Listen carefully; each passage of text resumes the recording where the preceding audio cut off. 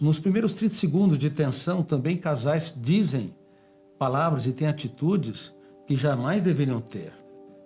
Por exemplo, eu não sei porque estou com você até hoje.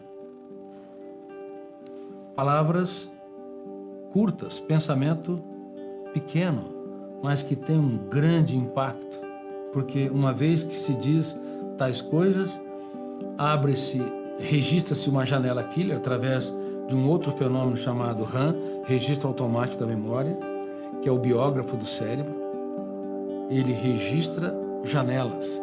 Registrou uma janela traumática ou killer, no próximo atrito, no meio de milhares de janelas ou arquivos, vai se encontrar aquele que tenha, não sei porque estou com você até hoje. Não vale a pena.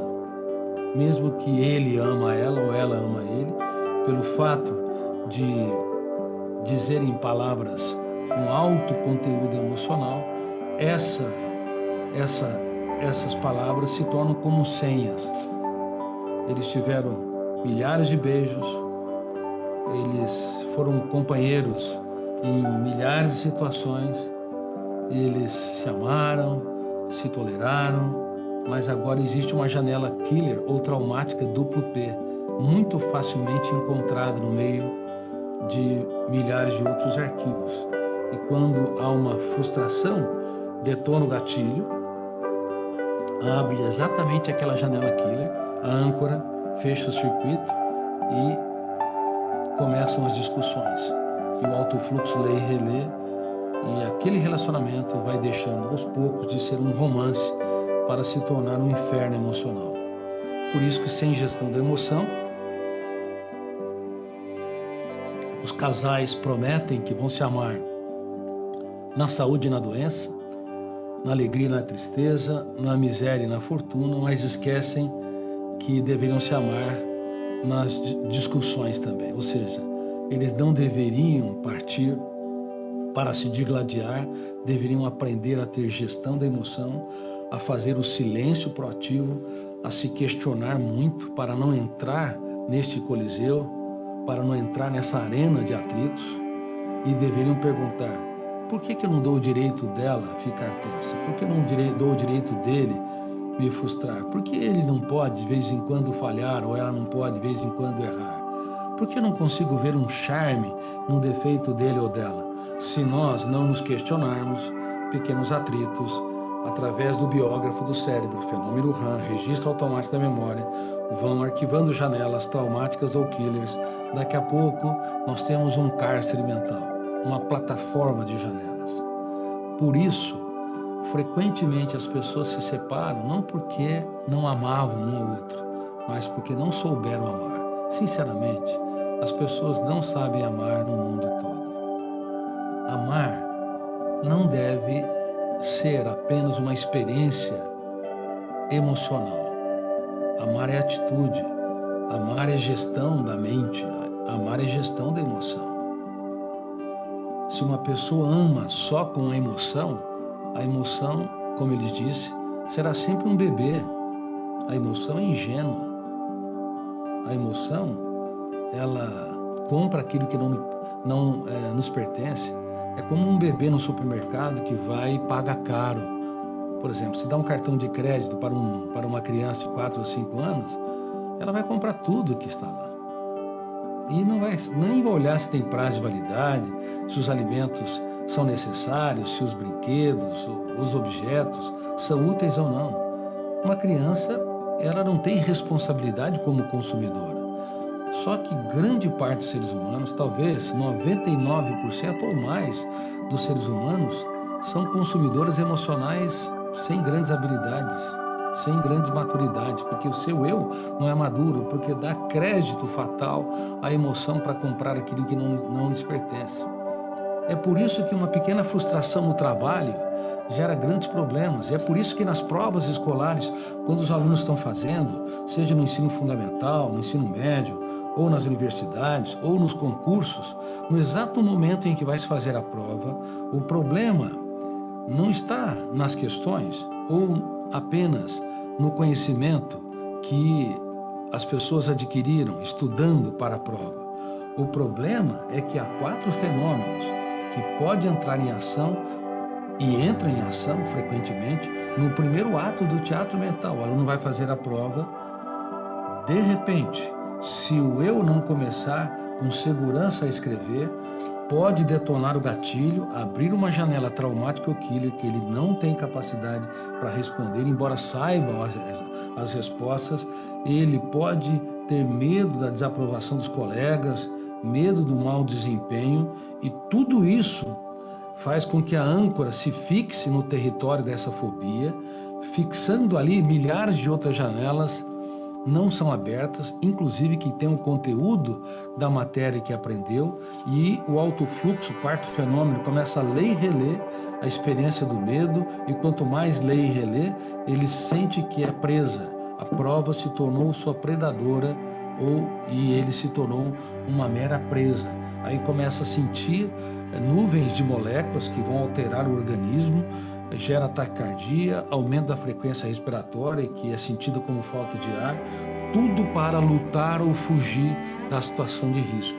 Síndrome predador-presa. Quando eu descrevi essa síndrome, tive o privilégio de descobri-la, e entender que o gatilho abre janela quilha, a âncora se fixa e o autofluxo lê e relê, e se o eu não atuar fazendo o silêncio proativo, questionando, discordando, confrontando, duvidando de tudo aquilo que controla, criticando ideias perturbadoras e determinando estrategicamente, enfim, quando eu descobri essa síndrome e percebi que nas escolas do mundo todo, à exceção das escolas que estão estudando o programa Escola da Inteligência, onde nós, como Pequeno Polegar, onde nós ensinamos técnicas, como foi abordado aqui, a técnica do DCD, eu quero dizer que nas escolas do mundo todo se ensina matemática, mas não se ensina a matemática da emoção, onde dividir é aumentar e não diminuir. Se eu divido meus problemas, eu aumento minha capacidade de superação e de resiliência. A física da emoção é tão ou mais importante que a física exterior, do mundo concreto. Na física do mundo concreto, ação gera reação. Na física emocional, se alguém te rejeita e você rejeita imediatamente, se alguém eleva o tom de voz, você eleva mais o tom de voz, é um desastre. Vocês deixam de ser dois seres humanos que precisam se proteger e serem autores da sua própria história para serem inimigos a serem abatidos. Por isso que, raramente, quando se inicia uma discussão, as pessoas saem bem, dão risadas. Elas iniciam uma discussão só para quando eles se esgotam e chegam às raias das ofensas mais graves. Inclusive, nos estádios, pessoas que sonham, que são dóceis, generosas, mas de repente começa um atrito. Aquelas pessoas têm atitudes animalescas, começa uma a bater na outra, agredir a outra, como se fossem feras numa savana, querendo devorar um ao outro, porque os mecanismos primitivos sobressaíram sobre a atividade do eu como gestor da emoção. Se alguém me ofendeu, e daí? Minha paz vale ouro. Se alguém me rejeitou, e daí? Eu vou ter um caso de amor comigo. Eu não me rejeito, eu não me abandono. Se alguém me criticou injustamente, eu não compro aquilo que não me pertence. Isso é autocontrole. Você vai relacionar com pessoas, você tem que saber que você é imperfeito vivendo com pessoas imperfeitas. Se você quiser que as pessoas correspondam sempre às suas expectativas, é melhor você mudar de planeta, porque neste planeta não é possível. E mesmo aqueles que se enclausuram para fins místicos, como monges ou anacoretas, às vezes eles não têm ninguém para ter contato, mas criam personagens na sua mente, e às vezes criam personagens que o angustiam, imprimem ansiedade. Quantas vezes nós criamos circunstâncias, personagens, ambientes que furtam a nossa paz? Sofrer por antecipação é uma situação, ruminar perdas, mágoas e frustrações também é outra situação, chafurdar na lama das preocupações também são outras situações. Mas, infelizmente, as escolas do mundo todo ensinam a física concreta mas no ensino a física da emoção. Ação não deve gerar reação. Você não deve pautar-se pelo fenômeno de bateu, levou, porque você tem que fazer escolhas. Gestão da emoção implica em fazer escolha. Se você quer ganhar a discussão, se você tem a necessidade neurótica de estar sempre certo, você vai perder as pessoas que estão ao seu redor. Porque uma pessoa cujo eu gere a sua psique, ela sabe escolher coisas importantes. Meu filho é mais importante. A minha esposa e meu marido é mais importante. O meu amor, o meu relacionamento é mais importante. Meus alunos são únicos e irrepetíveis. Se alguém me contrariou, eu vou chamar o meu aluno pelo nome, Maria ou José, e vou dizer para ele: eu aposto em você, você é brilhante. Agora pense no seu comportamento. Você se recolheu e você deu uma resposta notável, exaltando a pessoa que erra, para depois tocar no erro delicadamente com uma pergunta. E todo professor, todo pai, todo executivo deve ser um provocador, perguntador.